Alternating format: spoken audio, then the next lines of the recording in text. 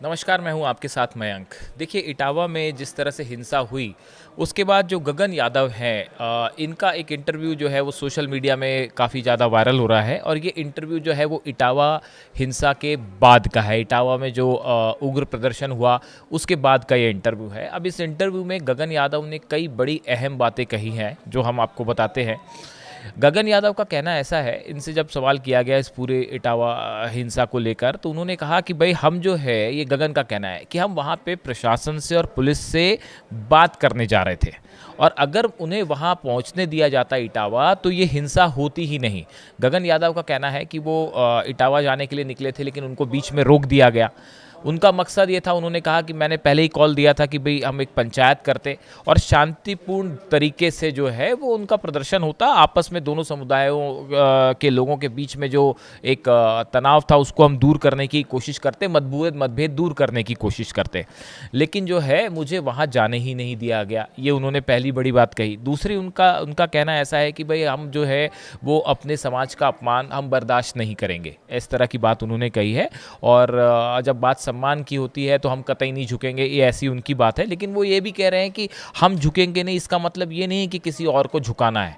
Interview में उन्होंने ये बात कही कि उनका कोई मकसद इटावा जाने का ऐसा नहीं था, या उन्होंने जो कॉल दिया था कि अहिर समाज से जुड़े लोग और यादव सभा से जुड़े लोग या उनके समर्थक जो भी हैं, किसान सभा के कुछ लोग या इस तरह के जो उनके समर्थक भी हैं, वो वहाँ पहुँचे, तो उनका मकसद किसी को झुकाना या किसी को दबाना या किसी के खिलाफ प्रदर्शन करना, ऐसा उनका मकसद नहीं था। उनका कहना ये है कि अगर उन्हें वहाँ जाने दिया जाता और इटावा में इस पूरे कार्यक्रम के दौरान अगर कोई जिम्मेदार व्यक्ति वहाँ मौजूद होता तो ये हिंसा और बवाल होता ही नहीं।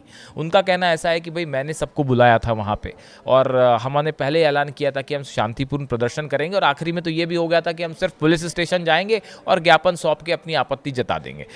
लेकिन उनको वहाँ जाने नहीं दिया गया। इसकी वजह से जो लोग वहाँ जमा हो गए थे, जो युवा जमा हो गए थे, वो दिशाहीन हो गए और भीड़ जब भी जमा होती है तो उग्र हो जाती है। इसलिए उनका कहना है कि अगर उन्हें जाने दिया जाता तो इतनी बात नहीं बिगड़ती। इसके बाद उन्होंने चौथी बड़ी बात की है कि जिन कथावाचकों पर जो मुकदमे दर्ज हुए यादव समाज के, हमारा मकसद उनको इंसाफ दिलाना है कि उनका जो अपमान हुआ, जिस तरह से उनकी चोटी काटी गई, उनके बाल काटे गए, उनके खिलाफ उनको गांव में घुमाया गया, उनसे नाक रगड़वाई गई, ये अपमानजनक था। और हमारी कोशिश ये थी कि उनको समाज में उनका जो अपमान हुआ है उसके दाग को दूर किया जाए। हम उनको सम्मानित करते, कोशिश करते कि उनका जो अपमान हुआ है उसको दूर करने की कोशिश थी हमारी। उसके बाद उन्होंने कहा है कि भाई मैंने युवाओं को बुलाया था, तो जो युवा वहाँ पहुँचे, अलग अलग अहिर समाज के से जुड़े लोग थे या यादव समाज के जुड़े लोग थे, जो युवा पहुँचे वो मेरी जिम्मेदारी थी, तो मुझे वहाँ पे जाने से रोकना नहीं चाहिए था। अगर मुझे जाने देते तो मैं युवाओं में जो गुस्सा था मैं उसको शांत करता और उसको सही दिशा में एक शांतिपूर्ण तरीके से हम बात को आगे बढ़ाते। उन्होंने बताया कि आगरा में जो है उनको 4 घंटे तक रोका भी गया था और इस दौरान जो है उन्होंने जो बताया, वो उनका कहना है कि जो पुलिस के अफसर हैं उनसे उन्होंने कहा था कि भाई अगर आज मैं नहीं पहुंच पाया तो मेरे ऊपर हमेशा जीवन भर का दाग लग जाएगा। इस तरह की बात वो कह रहे हैं गगन यादव। तो उन्होंने कहा कि मैंने पुलिस वालों को भी ये कहा था कि भाई अगर आज आप मुझे नहीं जाने देंगे तो हो सकता है जीवन भर का दाग मुझ पर लग जाए। यानी उनको हो सकता है, अंदाज हो गया था कि भाई अगर वो नहीं जाते हैं तो मामला थोड़ा सा हिंसक हो सकता है।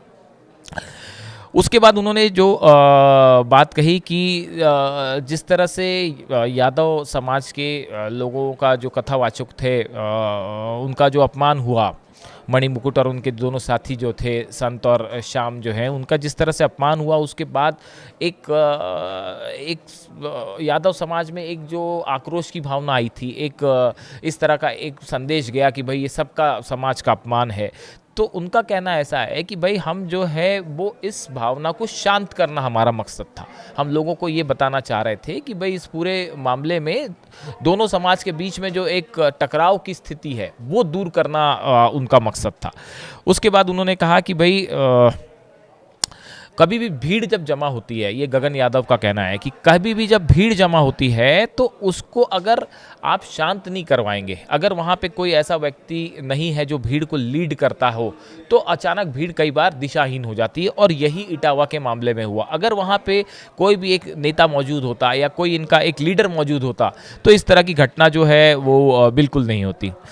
एक दूसरी बात उन्होंने और इंटरेस्टिंग कही है, जो अखिलेश जी की तरफ से जो बयान आया है कि उन्होंने इस तरह की बात कही कि बीजेपी के प्लांटेड हो सकते हैं गगन, इस तरह की बात कही। तो उन्होंने कहा कि गगन का कहना है कि भाई मैंने हमेशा अखिलेश जी का सम्मान किया है और वही भाव मेरा, वही सम्मान हमेशा उनके प्रति कायम रहेगा। उन्होंने एक बात और ये कही कि भाई इस पूरे मामले में न बीजेपी गलत है, न समाजवादी पार्टी गलत है और ना मैं गलत हूँ। ये हालात ही कुछ ऐसे बने उस समय और अचानक लोगों की भावनाएं उद्वेलित हो गई और वो मामला बिगड़ गया।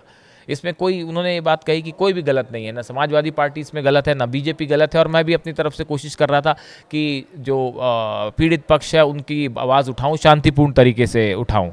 और उन्होंने ये भी कहा कि भाई मैं हमेशा से जो है, जो बेजुबान लोग हैं, मतलब कमज़ोर वर्ग के लोग हैं समाज में, मैंने हमेशा उनको आवाज़ देने की कोशिश की है, उनको पहचान देने की कोशिश की है। आप मेरा इतिहास देख सकते हैं, मैंने कभी किसी तरह से कोई हिंसक या उग्र प्रदर्शन वाला कोई समर्थन किसी चीज़ का नहीं किया।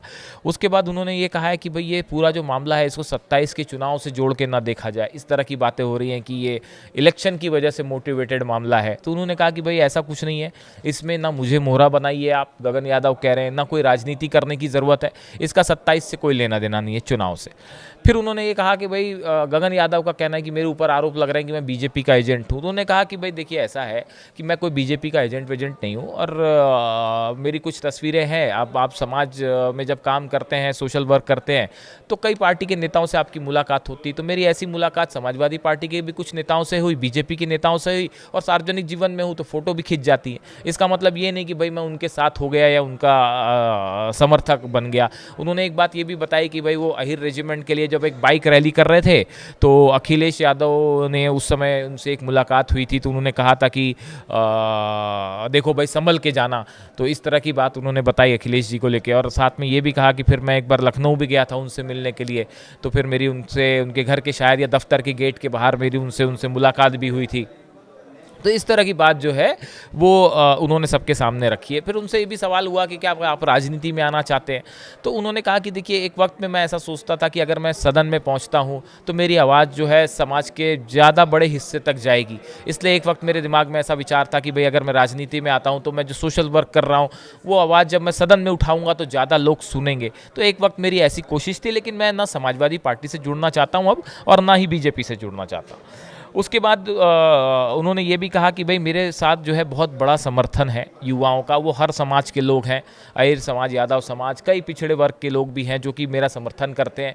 बड़े युवा जो हैं वो मेरे साथ जुड़े हुए हैं। उन्होंने कहा कि मैंने कभी अपने नारे नहीं लगवाए, कभी अपनी प्रशंसा किसी से नहीं करवाई, क्योंकि मैं सोशल वर्क से जुड़ा हूँ। और उन्होंने ये भी बताया कि मैं जो है अपने परिवार में अकेला लड़का हूँ, मुझे क्या ज़रूरत थी सोशल वर्क में आने की। मैं चाहता तो बिना इसमें भी आए आराम से रह सकता था, लेकिन मैं लोगों की तकलीफ़ें दूर करने के लिए सोशल वर्क करता हूं और समाज के लोगों से जुड़ता हूं। इसके साथ उन्होंने एक इंटरेस्टिंग बात ये भी कही कि भाई आज तक जो है मैंने कभी किसी से एक पाई भी उधार नहीं ली, किसी से मतलब एक पैसा किसी से मैंने किसी तरह की कोई गलत तरीके से नहीं कमाया, किसी से गलत पैसा नहीं मांगा। उन्होंने ये कहा कि भाई कभी मुझे ज़रूरत भी पड़ी, मेरे पास कोई बहुत पैसे हैं नहीं, और गाड़ियाँ मेरी ख़राब हो जाती थी तो उसको सुधारने के भी पैसे नहीं होते थे। कहीं जाना है, लोगों से मिलने जाना है, रैली में जाना है, तो मैं लोगों से जो है बोलता था कि भाई कुछ पैसे दे दीजिए तो मेरी गाड़ी ठीक हो जाएगी। तो उन्होंने मतलब इस तरह से कहा है कि मेरे पास कोई ऐसे पैसे वैसे के जो आरोप लगे हैं, कुछ लोगों ने लगाए हैं, वो बिल्कुल गलत है। तो देखिए इस पूरे मामले में इटावा वाले प्रकरण के बाद जो इटावा में जो प्रदर्शन हुआ उसके में अब गगन यादव आरोपी भी हैं, और इस बीच में सोशल मीडिया पे उन्होंने जो इस तरह की बातें सामने रखी हैं, अब ये बड़े एक प्रकार से वायरल है और लोग इसको देख रहे हैं। तो गगन यादव ने अपना इस पूरे मामले में अपना पक्ष सामने रखा है, और उनका कहना ऐसा है कि भाई हम नहीं चाहते थे कि इस तरह का कोई हालात बिगड़े, और आगे जो भी सहयोग होगा पुलिस से हम करने के लिए तैयार हैं। इस तरह की बात इस पूरे मामले में गगन यादव की तरफ से सामने आई है। इसमें जो भी अपडेट होगा, आगे क्या कार्रवाई होती है, वो हम आप तक पहुँचाएंगे।